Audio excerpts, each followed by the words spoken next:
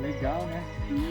Por acaso tem alguma história do meu pai? Não, que o cachorro come marshmallows. Nossa, história do seu pai tentando, tem que ver. Texto, bem aqui, ó. A gente pegar descendo lá. Daí quando pegar. E aí, o papai tá Aí a vovó perguntou.